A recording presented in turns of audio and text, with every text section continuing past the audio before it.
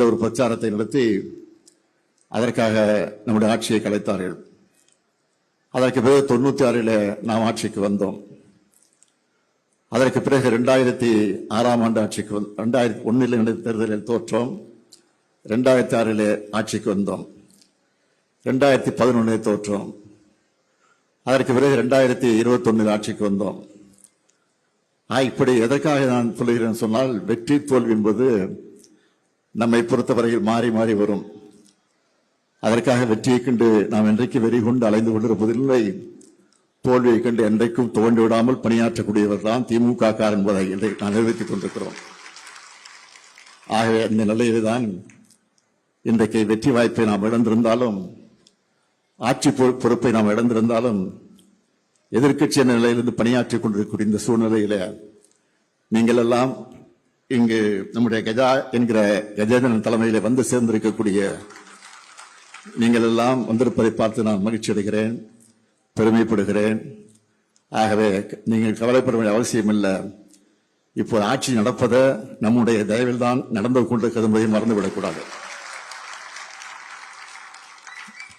ஏனென்றால் நாம் வெற்றி பெற வேண்டும், திமுக தலைமையில் ஆட்சி அமைய வேண்டும், எதிர்கட்சிகள் எல்லாம் தோற்க வேண்டும் என்ற நிலையிலே தான் நாம் தேர்தல் களத்தை சந்தித்தோம். ஆக நம்முடைய கூட்டணியில் இருந்த கட்சிகளுடைய தயவோடு தான் இன்றைக்கு இந்த ஆட்சி நடந்து கொண்டிருக்கிறது.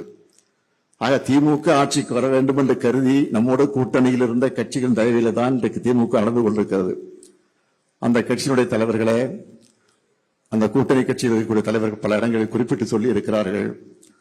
நாங்கள் வருகிற போது எங்கள் கூட்டணி கட்சியினுடைய தலைவர் திமுக தலைவர் மு.க. ஸ்டாலினிடத்தில் சொல்லிவிட்டு தான் வந்திருக்கிறோம் சொன்னார்கள். அவர்கள் சொல்லிவிட்டு சொல்லுகிற நேரத்தில் நான் சொன்னேன், நீங்கள் சொல்லுங்கள், உங்களுடைய விருப்பம், உங்களுக்கு இருக்கக்கூடிய ஜனநாயகம் நான் தடுக்க மாட்டேன். நாட்டில ஜனாதிபதி ஆட்சி வந்துவிடக்கூடாது, அதன் மூலமாக பிஜேபி ஆட்சி தமிழ்நாட்டிற்கு வந்துவிடக்கூடாது என்ற அடிப்படையிலே தான் அவருக்கு நான் வழி அனுப்பி வைத்தேன். ஆகவே நம்முடைய தயவோடு நடைபெறக்கூடிய இந்த ஆட்சிக்கு முற்றுப்புள்ளி வைக்க விரைவில் நாம் உறுதி எடுத்துக்கொண்டு பணியாற்ற இந்த நிகழ்ச்சியை உறுதியெடுப்போம் என்று கூறி மீண்டும் வந்திருக்கக்கூடிய அத்தனை பேரையும் வருக வருக வருக என வரவேற்று என் உரையை நிறைவு செய்கிறேன். நன்றி, வணக்கம்.